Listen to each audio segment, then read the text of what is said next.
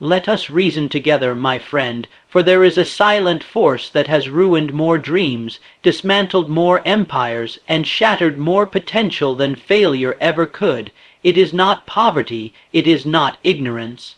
It is ego, yes, that deceptive little tyrant that whispers in your ear, you already know enough. You don't need to listen, you don't need to grow, you're better than them. And if you listen long enough, you will find yourself alone, trapped behind the walls you built with your own arrogance. Now hear this well. Ego is the enemy of progress. It is the foe of learning. It is the assassin of greatness. When you have ego issues, you become blind to your own weaknesses. You stop seeking improvement because the ego convinces you that you've arrived. But let me tell you something, no man ever truly arrives. The moment you believe you've conquered the mountain is the moment you stop climbing, and you begin sliding down. Ego doesn't want you to listen to advice. It doesn't want you to admit when you're wrong. It doesn't want you to apologize, to evolve, or to grow. It wants you stuck, stagnant, and satisfied with mediocrity masquerading as pride.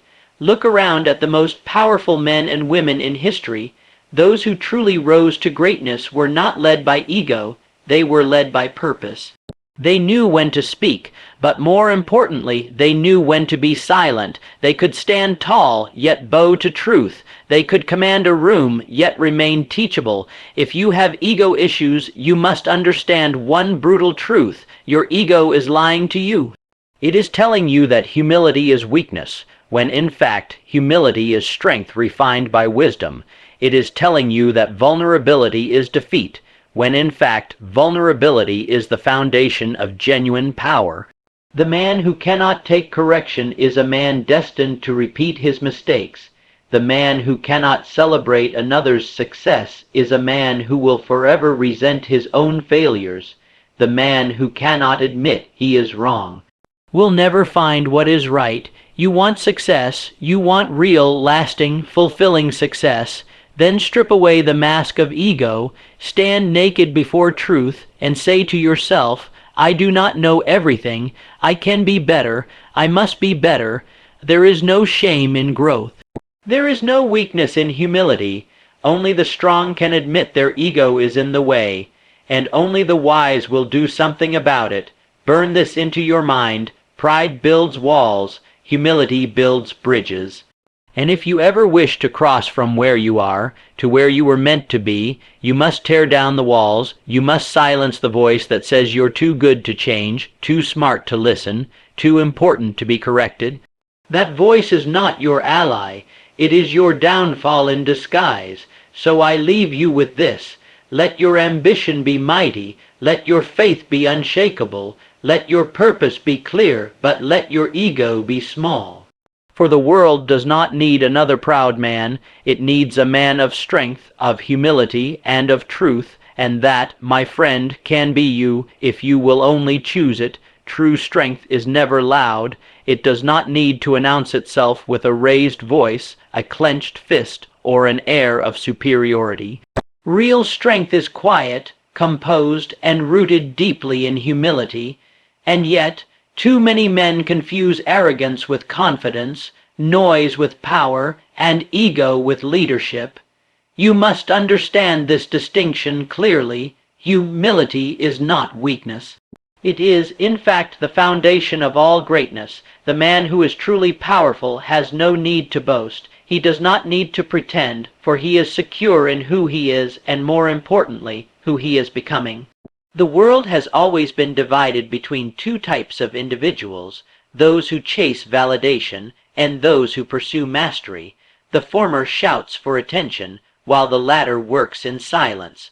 One is led by ego, the other by humility. A proud man resents correction.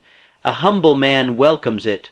Why? Because the humble man understands that every correction is a key that can unlock a new level of understanding.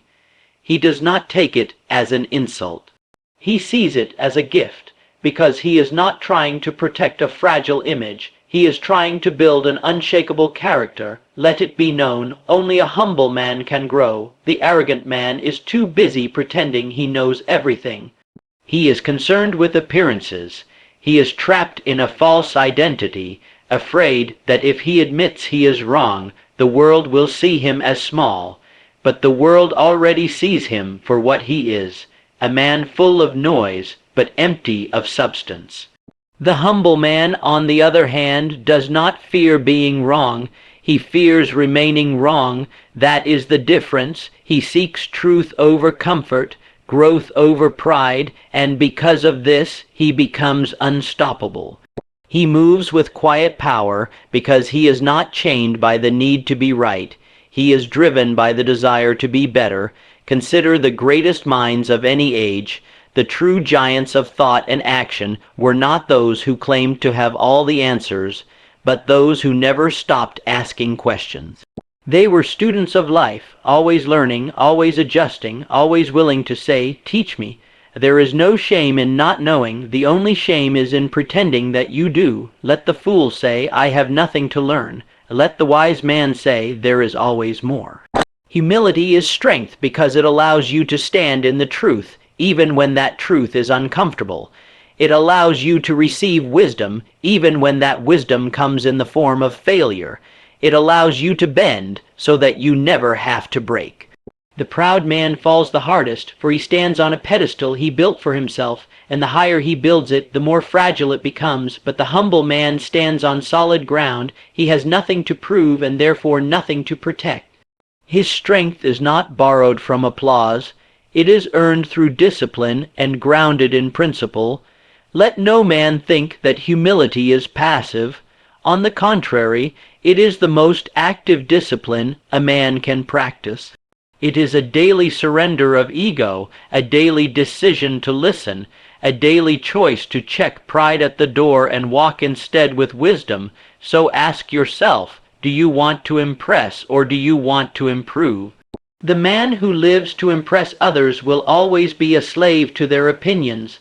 The man who lives to improve himself will one day rise so high, no opinion can touch him, and it all begins with humility. True power is not found in how loudly you speak, how proudly you stand, or how much you boast. It is found in how well you listen, how quickly you learn, and how deeply you serve. To the man who chooses humility, the world opens its doors. Opportunities gravitate toward him, wisdom finds him, and progress walks beside him, because he is not chasing applause, he is chasing excellence, and excellence is never loud, it is disciplined, it is focused. It is humble, and it is mighty. There is a dangerous pattern that unfolds in the life of a man ruled by ego. At first, he walks among others, he listens, he engages, he learns, but then something changes. He achieves a small victory, he receives praise, he begins to believe he is different, perhaps even superior, and so, slowly but surely, he begins to separate himself. He stops listening. He starts talking more than he hears. He believes others have nothing to teach him. He surrounds himself with those who only agree, and without even realizing it, he begins to isolate himself. You see, ego does not build connection. It builds distance. It whispers, you don't need them, you're better than them, their opinions don't matter. And as that voice grows louder, the man walks further and further from the very people who once supported, challenged, and helped him grow. Make no mistake, ego is a builder, yes, but it builds walls, not bridges. These walls are invisible at first, a subtle arrogance, a cold glance, a refusal to accept feedback, but over time they grow taller and thicker. Until one day, the man looks around and finds himself utterly alone, not because the world turned its back on him, but because he turned his back on the world. This is the price of unchecked ego, isolation.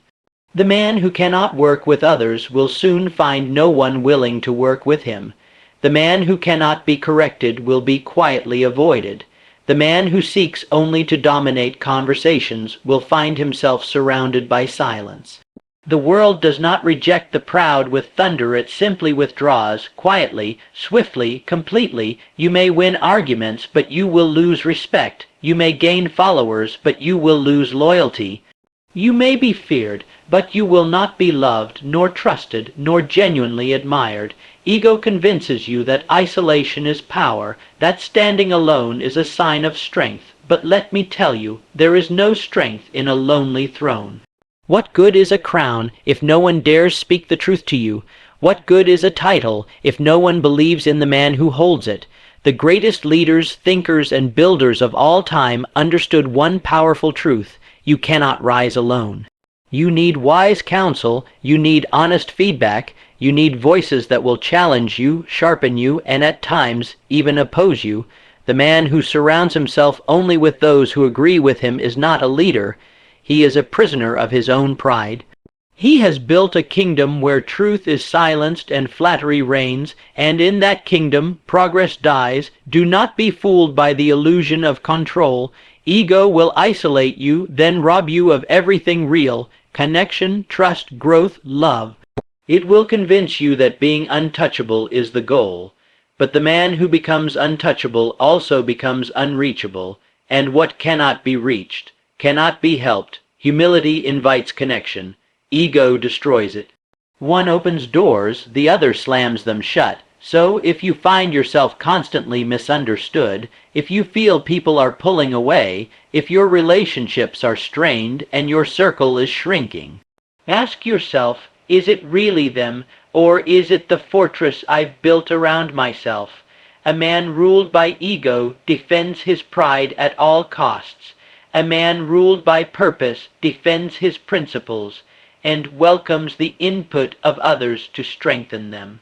There is wisdom in companionship, there is growth in collaboration, and there is power in community, but you will never access these gifts if ego is your master. The world does not need another man who walks alone pretending to be invincible. It needs a man who walks with others, who listens, who learns, who leads not from above, but from beside. Let down the walls, let go of the illusion, let your ego die, so your relationships may live. For no man ever achieved true greatness in isolation. But many have fallen there. There is a great and terrible truth that few men are willing to face. You are not punished for your mistakes. You are punished for refusing to learn from them. And the one thing that stands between a man and his next level of growth is not lack of opportunity, nor lack of intelligence, but a stubborn pride that refuses correction. Pride is a clever deceiver. It makes a man think he must defend every action, justify every error, and pretend that he is always right, even when he is not. But listen closely, a man who must always be right can never truly become better. When pride takes root in a man's heart, he does not reflect. He deflects, he blames the world, he blames circumstances, he blames others, but never himself. And so the same problem shows up again and again in different disguises, and still he does not learn. Because he won't listen, because he won't admit fault, because his pride tells him that mistakes are weakness rather than the raw material of wisdom. But let me tell you, mistakes are not your enemy, pride is. Failure is not what keeps a man stuck. It is the refusal to be humbled by failure. How many times must a man lose before he opens his ears? How many lessons must life send before he stops defending and starts receiving? The man who cannot say the words, "I was wrong," is a man who has chained himself to his past. He is not free to grow because pride will not allow him to acknowledge where he needs to change, and yet it is only in the admission of error that transformation begins. It is only in saying, "This is where I fell," that a man can begin to rise. Let me ask you a question. What kind of man do you want to be? The one who never admits his mistakes and therefore never improves? Or the one who embraces every correction, every failure, every stumble as a stepping stone toward mastery? You must decide, because life will correct you. Life will expose your blind spots. Life will bring you face to face with your limitations. But it is your pride, or your humility, that will determine what happens next. The proud man says, "They don't understand me." The humble man says, "What can I learn from this?" The proud man says, "I've always done it this way." The humble man says, "Is there a better way?" The proud man repeats his mistakes. The humble man reflects on them, learns, adapts, and overcomes. You must understand. Correction is not rejection. It is refinement. It is redirection. It is the universe, God, life, whatever name you choose, trying to mold you into something greater. But pride will cause you to walk away from the very thing meant to shape you. It will cause you to fire the mentor, shut out the friend, ignore the signs, because pride cannot stand to be wrong, and so the proud man keeps spinning in the same circle. He changes jobs, changes relationships, changes environments, but the same problems follow him, not because the world is against him, but because he carries the same patterns, the same mindset, the same uncorrected flaws wherever he goes. The man who refuses to learn from a mistake is like a farmer who refuses to pull weeds from his soil, then wonders why his crops never grow. There is no honor in repeating the same error over and over while calling it perseverance. That is not strength. That is pride disguised as determination, and it leads nowhere. The greatest men are not those who never fell. They are the ones who learned from every fall, who examined their failures, who studied their weaknesses, who listened even when it hurt their ego to do so. Be that man, seek feedback, ask hard questions, welcome the hard truths, do not fight correction. Fight the part of you that resists it, because once you master that battle, once you learn to be at peace with your own imperfection, you become unstoppable. A mistake is only failure when pride prevents the lesson from being received. But when humility opens the door, every mistake becomes a teacher, and every teacher brings you closer to the man you were destined to be. There is a universal law that governs the path to true success, a law that states the journey begins with knowing oneself. Too many men wander through life like ships lost at sea, drifting without direction because they have not taken the time to examine the depths of their own character. In that stillness, in the reflective silence of self-examination, lies the seed of transformation. It is only when a man dares to look inward, stripping away pretensions and illusions, that he can muster the courage to walk the road less traveled toward greatness. To achieve success, one must cultivate self-awareness as though it were the most valuable treasure. Consider this: how can a man expect to steer a great vessel if he has not learned the intricacies of his own compass? The truth is, every man carries within him a unique set of talents, limitations, strengths, and weaknesses. Recognizing these facets is the cornerstone of progress. When you embrace self-awareness, you begin to understand not only what you are capable of, but also what you must improve upon. In that critical self-assessment, you find the blueprint for your own potential. There is an elegance in admitting, "I do not know everything." This admission is not an act of weakness, it is a sign of wisdom.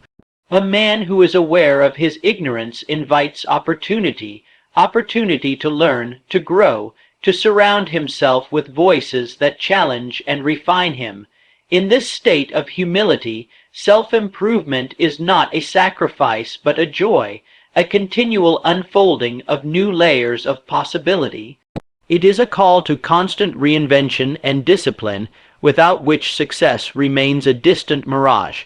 The journey towards self-awareness requires a relentless willingness to face discomfort, for every man must confront his own failures, fears, and limitations.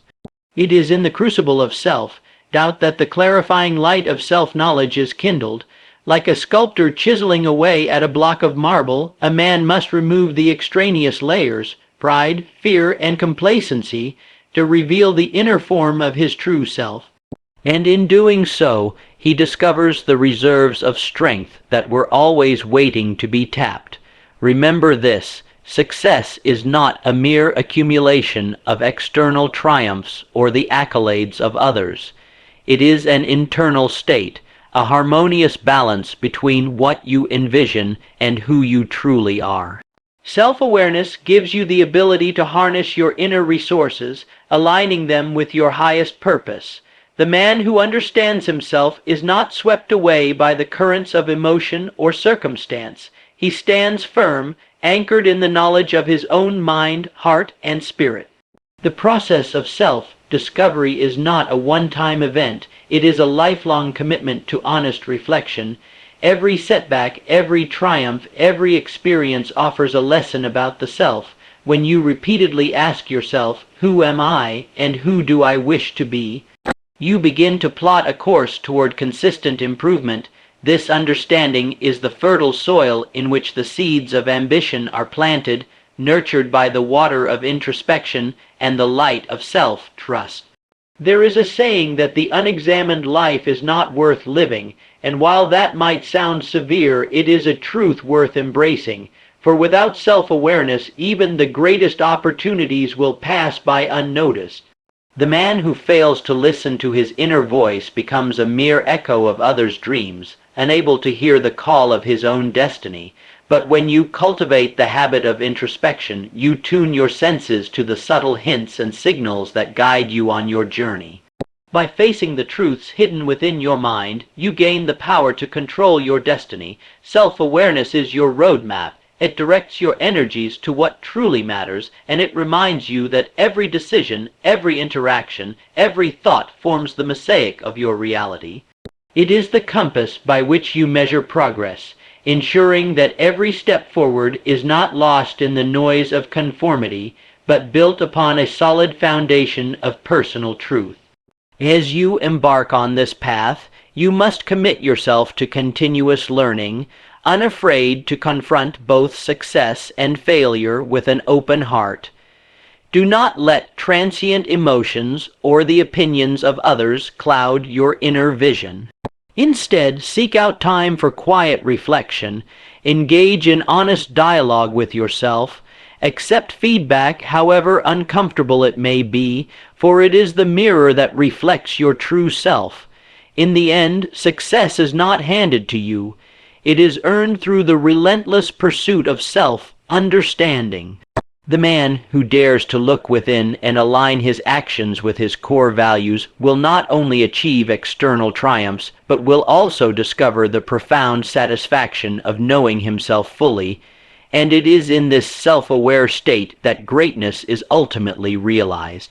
There is a truth as ancient as time itself that separates those who rise with enduring strength from those who crumble beneath the weight of their own illusion. A humble man will go farther than a proud one, not because he lacks confidence, but because he is willing to grow. Humility is not the absence of ambition. It is the doorway to wisdom. It is the foundation upon which all lasting success is built. Many men believe that to be great, they must appear strong at all times. They puff their chests, speak louder than necessary, and ignore the wisdom of others. They wear arrogance like armor, mistaking it for power, but that armor, forged by ego, is brittle. It cracks when tested. For ego is concerned only with appearances, while humility concerns itself with truth. Understand this. Ego is a gatekeeper, and not a friendly one. It stands at the threshold of every opportunity, blocking the way. It rejects the mentor who could teach you. It silences the friend who could correct you. It dismisses the challenge that would have sharpened you. Ego whispers, "You don't need help. You already know enough." And in that whisper lies your limitation. Humility, on the other hand, opens the gate. It says, "I may be strong, but I can be stronger. I may be wise, but I can learn more." The humble man invites growth, not because he is weak, but because he is honest.